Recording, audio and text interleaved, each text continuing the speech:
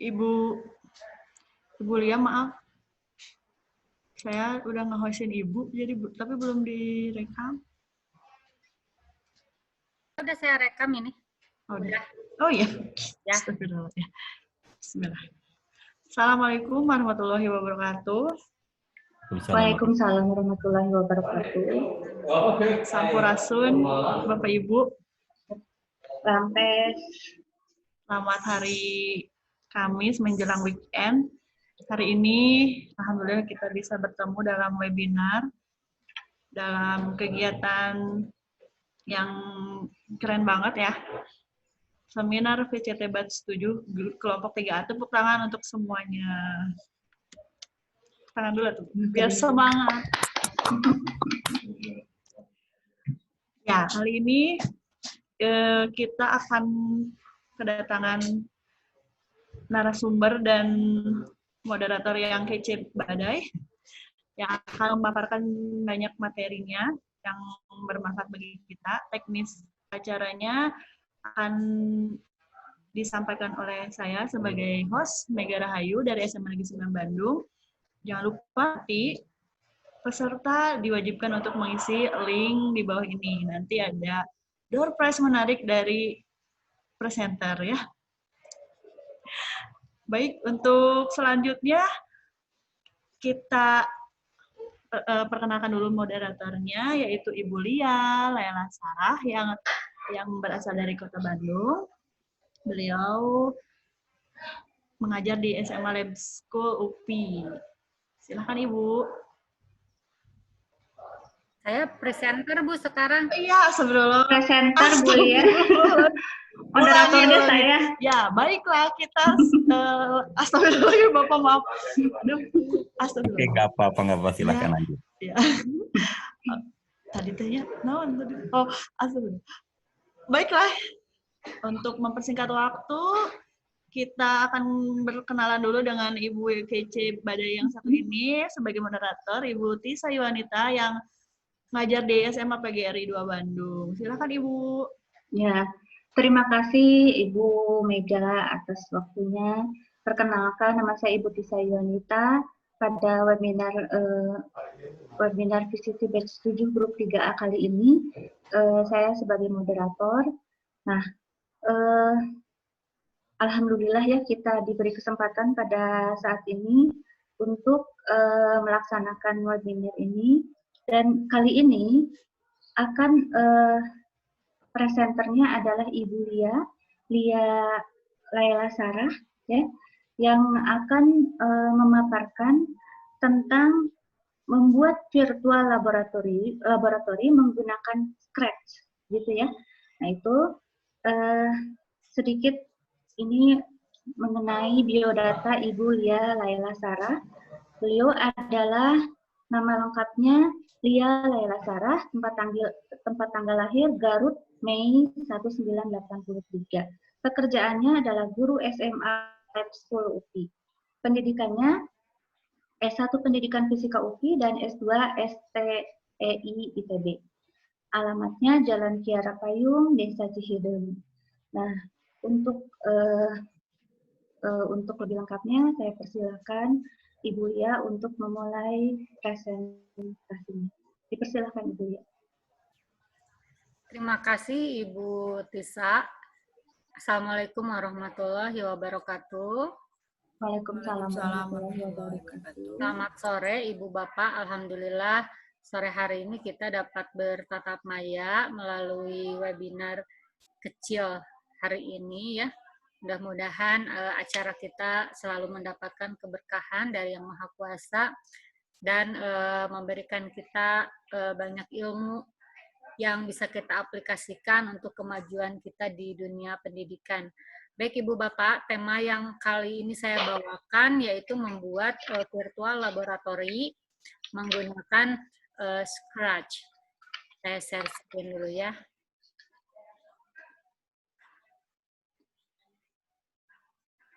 Oke.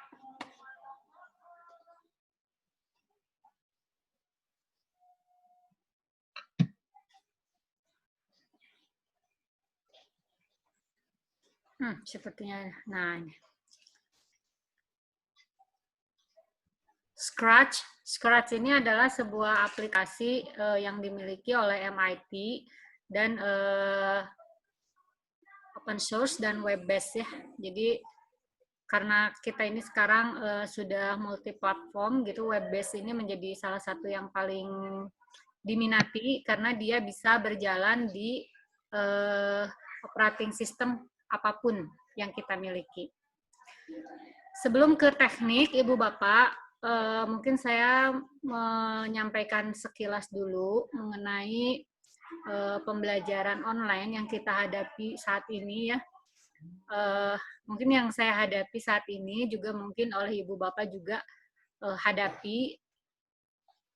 Yang pertama, ini kan mengenai aktivitas siswa dan pemahaman konsep untuk siswa. Ini di PJJ ini tentu untuk mencapai bagaimana siswa beraktivitas dalam sebuah pembelajaran ini akan cukup sulit karena berbeda dengan di kegiatan pembelajaran di dalam kelas ya. Kalau di dalam kelas kita bisa mengontrol full, sedangkan ketika PJJ sekarang ini cukup sulit juga mengarahkan bagaimana sih aktivitas siswa itu harus dilaksanakan di rumah sehingga dia memiliki pemahaman konsep. Oh ya, mohon maaf sebelumnya ini karena saya copy paste dari yang lalu-lalu, jadi ini belum saya translate, tapi saya jelaskan saja ya Ibu Bapak, mohon maaf. Kemudian yang kedua itu adalah kemampuan siswa yang heterogen ya. Kalau di dalam kelas kita bisa secara personal mendekati siswa itu untuk siswa yang belum paham misalnya kita bisa dekati, kemudian kita bisa berikan bimbingan langsung di dalam kelas. Tapi kalau di dalam PJJ ini cukup sulit gitu ya. Kemudian yang ketiga, dan ini yang sangat penting dalam pembelajaran sains, yaitu bagaimana siswa itu percaya diri ketika melakukan eksperimen atau observasi dalam membuat prediksi, mendeskripsikan, ataupun menjelaskan sebuah fenomena gitu ya. Nah, untuk dia itu bisa confident atau bisa percaya diri, maka dia itu harus dilatih gitu kan, harus dilatih untuk melakukan observasi, melakukan prediksi, mendeskripsikan sesuatu, menjelaskan fenomena, juga menarik kesimpulan-kesimpulan dari data yang dia dapatkan. Namun dalam PJJ ini kita sadari karena nggak ada laboratorium ada di sekolah dan siswa itu belajar di rumah gitu, sehingga kita tidak bisa melatihkan aktivitas ini secara langsung gitu kan. Kemudian yang terakhir adalah minat siswa terhadap membaca buku gitu kan ya. Nah, ini juga menjadi salah satu poin penting. Nah, untuk meminimalkan masalah-masalah ini, salah satunya adalah kita harus membuat bahan ajar yang interaktif gitu ya, di mana kita bisa melibatkan aktivitas-aktivitas siswa yang cukup untuk dia bisa memahami sebuah konsep. Kemudian juga kita bisa memberikan pengalaman belajar di mana dia bisa melakukan observasi dan lain-lain gitu kan.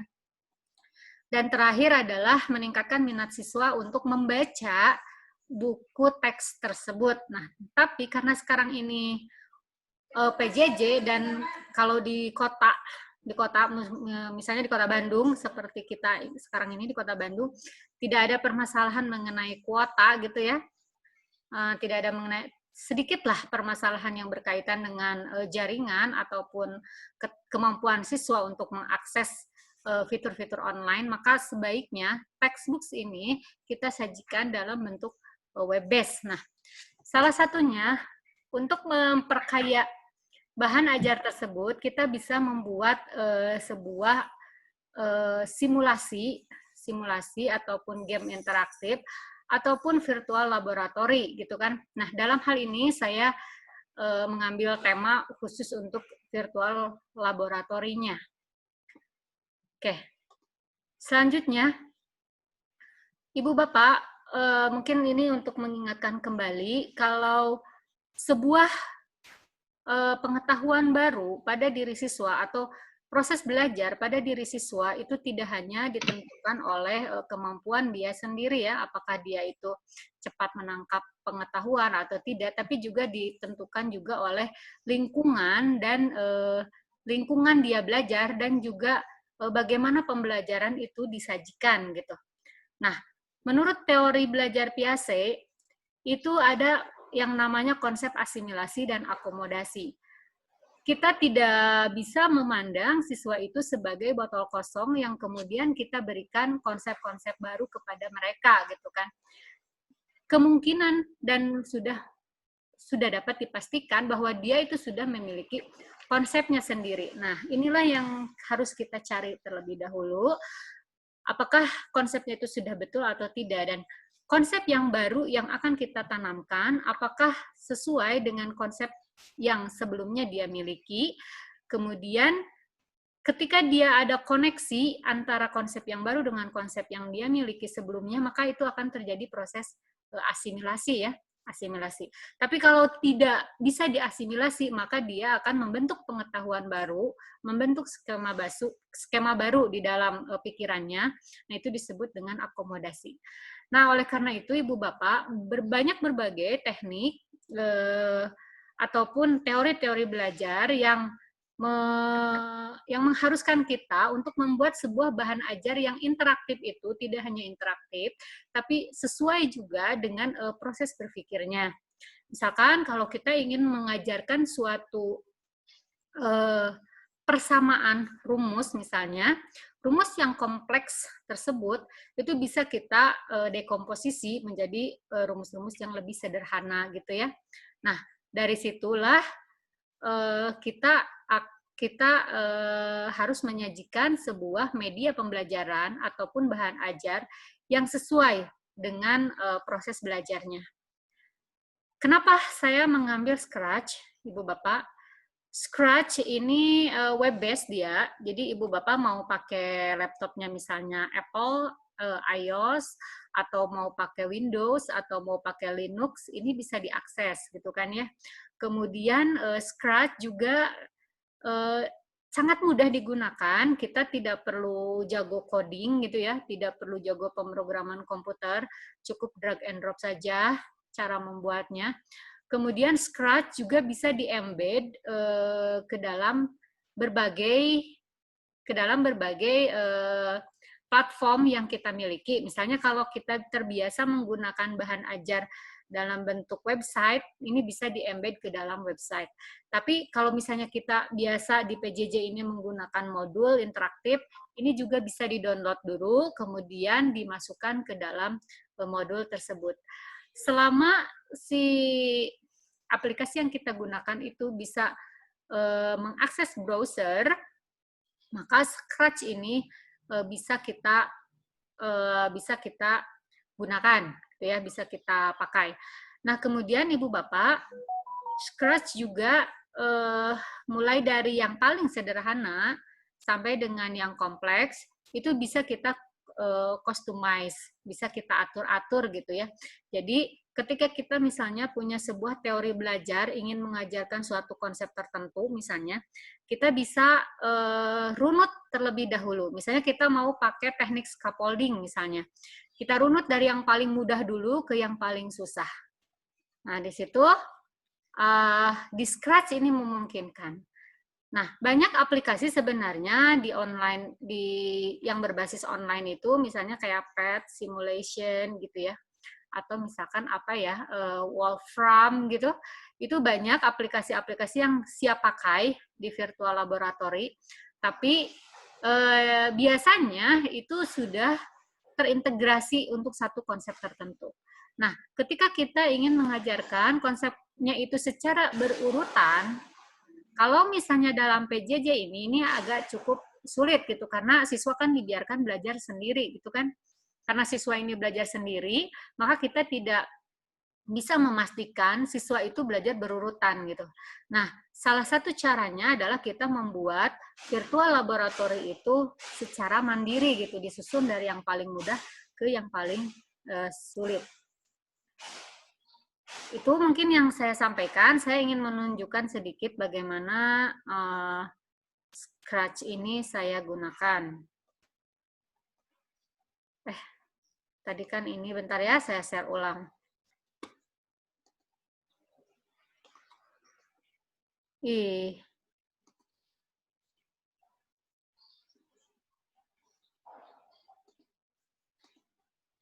Mana sih ini, kok nggak bisa dibuka? Bentar-bentar. Bentar ya.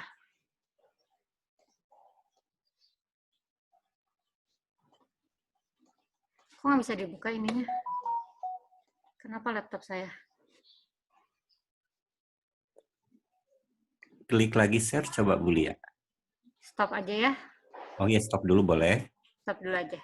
Kita ganti share-nya ke yang ini, ke yang web base-nya. Bentar. Share. Nah ini.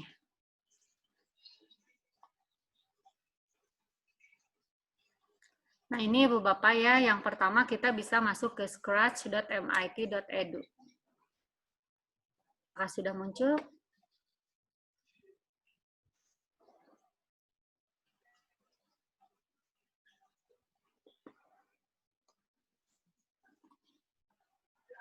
Harus balikan lagi, ini padahal tadi udah dibuka.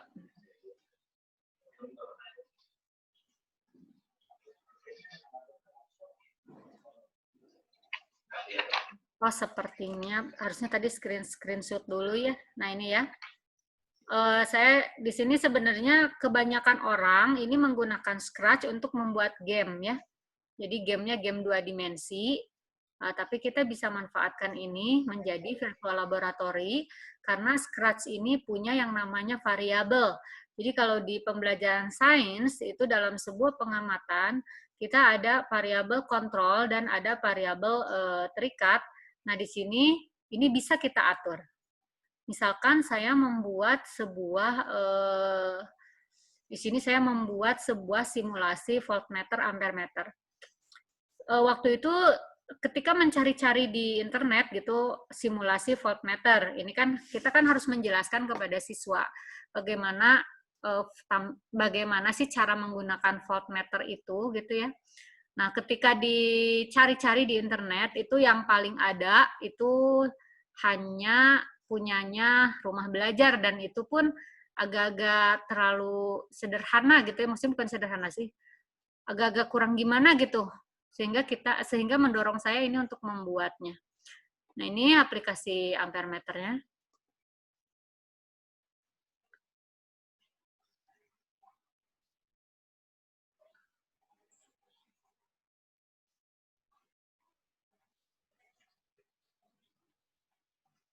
Lemot ya.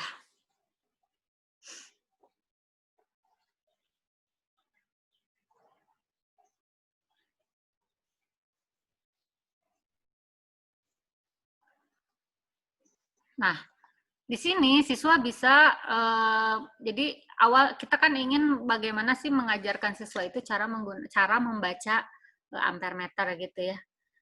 Misalkan kalau misalnya ini skalanya ini skalanya bisa kita rubah-rubah.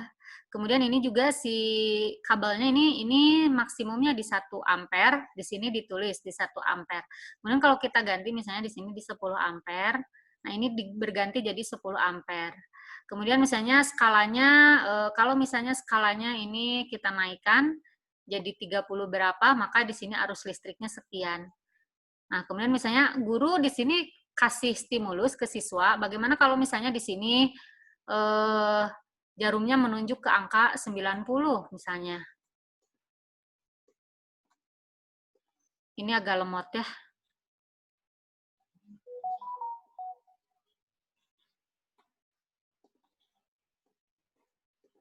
Lemot banget nih.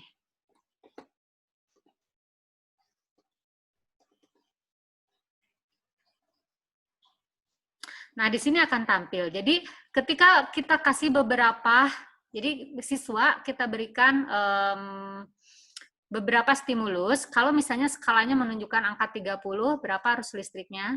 Kalau skalanya menunjukkan angka 60, berapa arus listriknya? Kalau 90, berapa arus listriknya? Nah, dari pola tersebut, dia bisa menemukan keterampilan, menemukan pola ya, menemukan pola atau disebut dengan pattern recognition. Nah, dari penemuan pola tersebut, kita harapkan siswa itu bisa mencari tahu sendiri apa sih persamaannya, apa sih rumusnya, cara membaca ampere meter tersebut. Seperti itu ya. Ini yang satu, kemudian yang lainnya juga sama, nanti ada lagi beberapa, tapi karena ini agak lemot, harusnya di video dulu mungkin. Itu mungkin. Nah, terakhir Ibu Bapak, dari sini, ini bisa kita kopikan linknya ya, kita kopikan linknya, juga bisa kita download aplikasinya. Jadi ini bisa kita gunakan secara offline, atau kita bisa embed ke dalam Google Site ataupun ke dalam book interaktif yang kita punya. Itu mungkin sekian pemaparan dari saya. Terima kasih atas perhatiannya. Wassalamualaikum warahmatullahi wabarakatuh. Waalaikumsalam warahmatullahi wabarakatuh. Silakan Ibu moderator.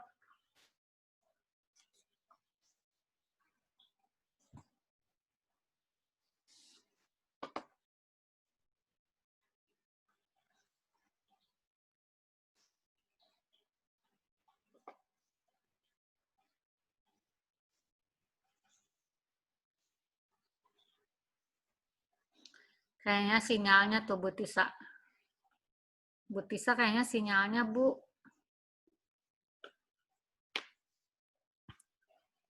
Bu Tisa ya belum bisa ini ya connect ya. Iya kayaknya, sinyalnya kayaknya. Oke, mangga dibantu saja oleh host untuk membimbing, mengarahkan diskusinya.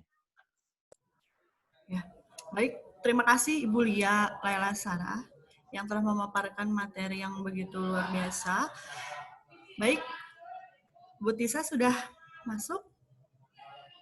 Ya, sambil menunggu Bu Tisa, Bapak Ibu peserta webinar, apakah ada yang mau bertanya mengenai materi yang telah dipaparkan oleh Ibu Lia tadi mengenai virtual laboratory? Tadi sebenarnya sangat mudah ya Bu ya, tinggal sekarang zaman muda, teknologi gampang, tinggal kita mau belajar aja ya Bu ya. Kalau Ya, dalam pembelajaran di kelas juga sebenarnya mungkin virtual laboratory sangat bermanfaat untuk PJJ ini ya Bu ya. iya betul Bu. Baik, ada yang bertanya, ada yang mau bertanya? Oh silahkan. Bapak A, boleh mangga bertanya apa?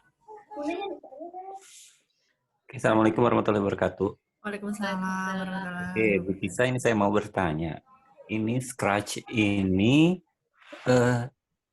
itunya kita buat sendiri atau memang sudah ada di situ? Apa aplikasi yang akan kita pakainya untuk diberikan kepada siswanya? Oh, ini kita merancang sendiri, Pak. Oke, Kita merancang merancang. sendiri, betul. Oke. Tapi Merancang. kalau yang ada bisa digunakan mungkin yang ada di situ ya? Kalau punya orang lain itu bisa kita pakai. Jadi kita masuk komunitas. Kalau ada orang lain yang membuat itu kita bisa pakai. Tapi sayangnya di Indonesia itu sedikit sekali yang mengembangkan. Jadi yang berbahasa Indonesia itu masih sangat jarang. Kecuali yang kayak storytelling itu banyak sih, yang bahasa-bahasa Inggris tuh banyak. Tapi kalau yang bahasa Indonesia itu masih cukup jarang gitu, Pak. Oke. Ini tadi tidak diceritakan cara membuat. Cara membuatnya ya? Bisa. Sedikit Oke, saya sedikit baca ini saja ya. Saya share lagi cara membuatnya. Mana share teh? Share, scratch.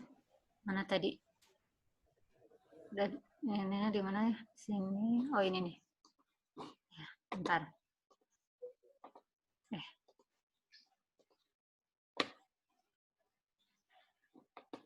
Share-nya yang mana sih? Bentar ini nih.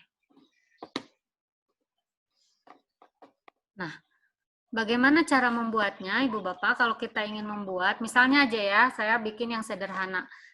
Bapak Ibu Bapak nanti kalau misalnya belum punya akun, nanti Ibu Bapak harus join dulu. Nanti coba ya saya inikan dulu. Ini kan di sini sign out. Nanti lama lagi ya. Kenapa di sign out? Nanti Ibu Bapak harus join dulu menggunakan email, alamat email, apa saja alamat emailnya, bebas. Kemudian setelah ada alamat email, oh ya, ini kalau misalkan mau mengeksplor, Ibu Bapak di sini banyak yang udah bikin orang lain. Ini banyak sekali, tapi sifatnya di sini game yang paling banyak. Dan yang kedua, kalau misalkan aja ya udah punya akun, nah kalau belum punya di sini ada join, tinggal join. Kalau belum mereka sign in ya. Nah kemudian setelah itu create. Nah, create berarti yang baru ya, create yang baru. Di sini ada tiga bagian.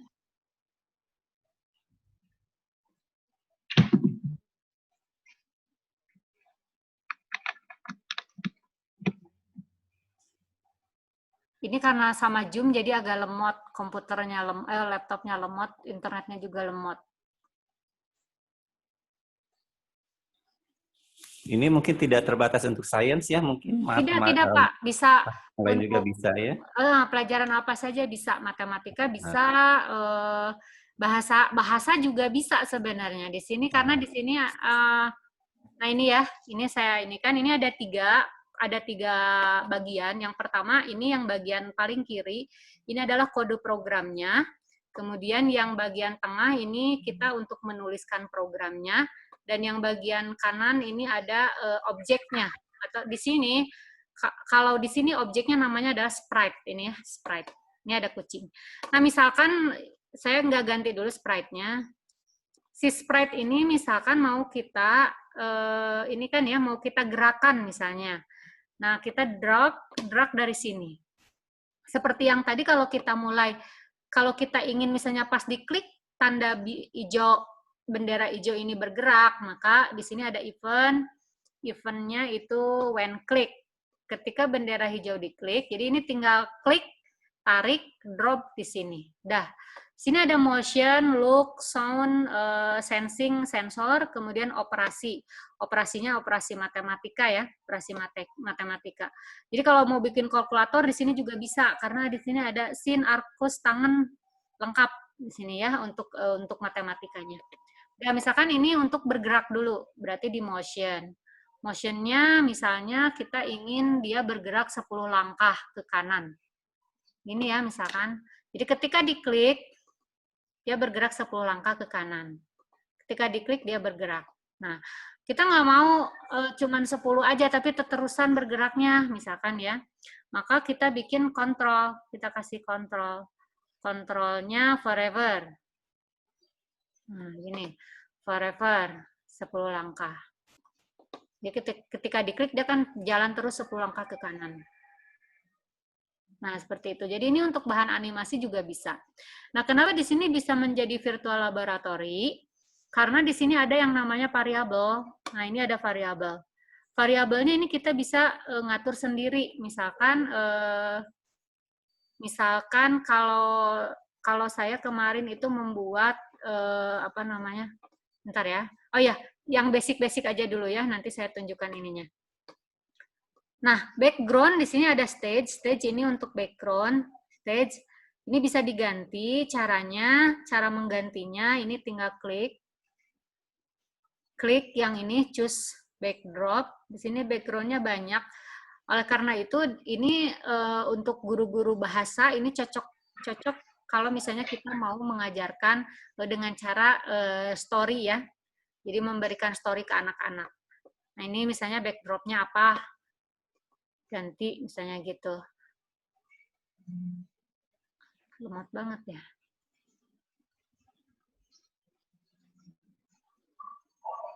Dah, terus si kucing yang tadi ini kita, nah kalau misalnya, ini kan ketika kita digerakkan, dia gerak terus kan. Kalau kita ingin dia balik lagi ke titik semula, gimana caranya? Nah, kita bikin ada ketika diklik, kita kasih dia misalnya dia harus ada di posisi ini, maka dia ada go to.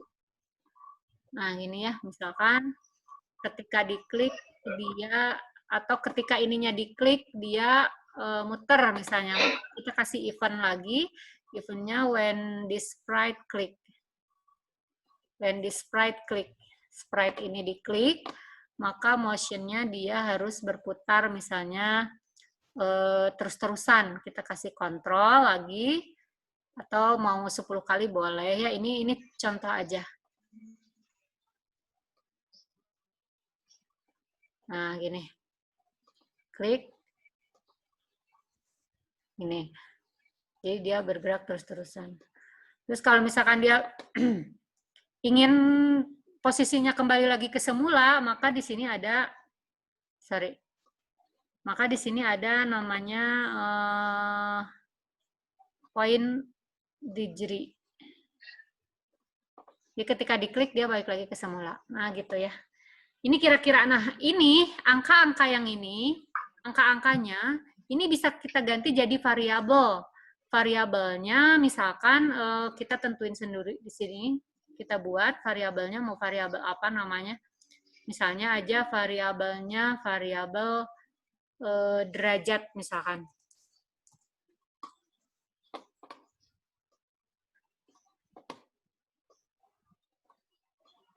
Oke. Nah, udah ada variabel derajatnya. Di sini misalkan ini kan gini ya. Ini bisa kita jadikan slider. Nah, ini point in direction-nya bisa kita ganti jadi derajat. Nah, gini. Diklik, derajatnya ini 0. Tapi kalau misalnya ini kita geser jadi 50 derajat, ketika diklik dia akan ke 50 derajat sesuai dengan yang kita tentukan. Itu. Nah, peluang-peluang inilah yang kita jadikan dia virtual laboratory. Seperti yang tadi saya bikin, misalnya yang sudah saya bikin, misalkan, oh sebentar ini belum di-save. Save dulu ya. Save ini boleh diganti nama filenya jadi apa. Jadi di sini juga memungkinkan Ibu Bapak kalau misalnya mau membuat kalkulator gitu ya. Ini yang saya buat, beberapa yang saya buat. Biasanya saya membuat membuat suatu konsep itu dengan teknik scaffolding. Jadi ada yang mudah dulu, habis itu baru yang lebih kompleks. Seperti pada saat menjelaskan tentang momen gaya, nah itu saya bikin dari yang paling sederhana. Sebentar ya. Misalkan yang ini ya.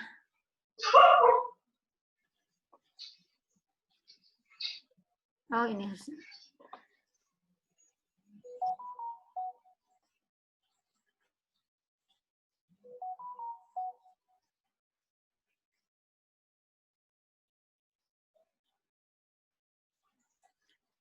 Nah, ini bentar ya.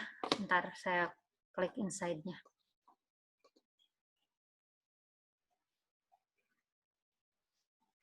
Nah, ini di sini ada variabel berat apel dan berat semangka.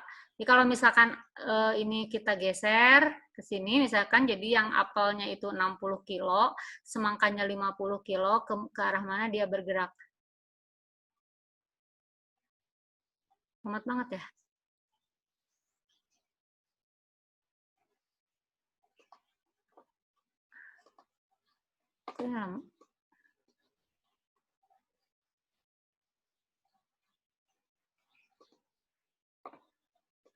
Oh, sebentar.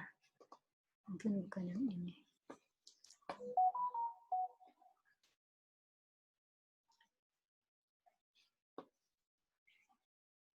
Nah, Ibu Bapak, bentar ya saya ambil dari aplikasi web saya aja. Ini saya udah masukkan ke webnya punya saya di sini.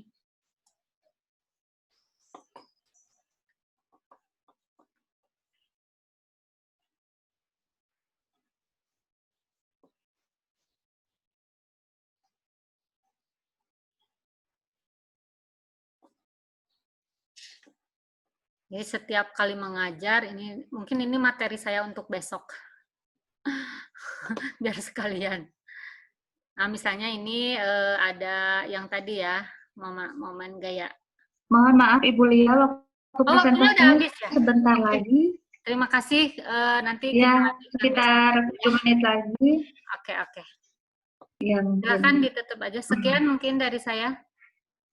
Silakan Bu. Bentar ya, saya stop share.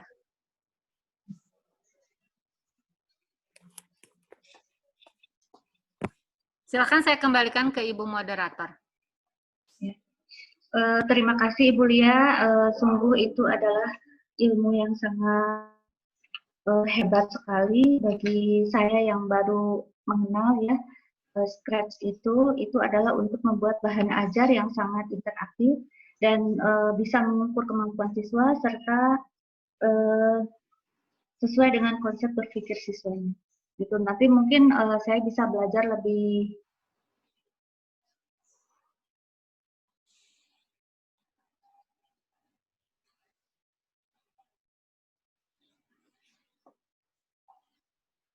Bu Tisa kayaknya ini koneksinya kurang bagus. karena untuk sekarang itu diaturkan kesimpulan dari materi yang telah dipaparkan oleh Ibu Lia. Mungkin sedikit saja Ibu Lia, dipersilakan. Baik, banyak sekali aplikasi yang kita bisa gunakan. Yang paling penting sebagai guru kita terus-menerus berfokus pada pengembangan kualitas pembelajaran untuk peningkatan kualitas kompetensi dari peserta didik. Itu mungkin Bu, terima kasih atas perhatian Ibu Bapak. Demikian yang saya bisa sampaikan. Assalamualaikum warahmatullahi wabarakatuh. Waalaikumsalam warahmatullahi wabarakatuh. Terima kasih Ibu Lia, Ibu Bapak semuanya yang telah ikut bergabung dalam webinar ini. Juga terima kasih kepada Bapak Saifuddin sebagai instruktur. Barangkali Bapak mau menyampaikan sedikit saja tentang paparan kali ini. Bapak mungkin dipersilakan.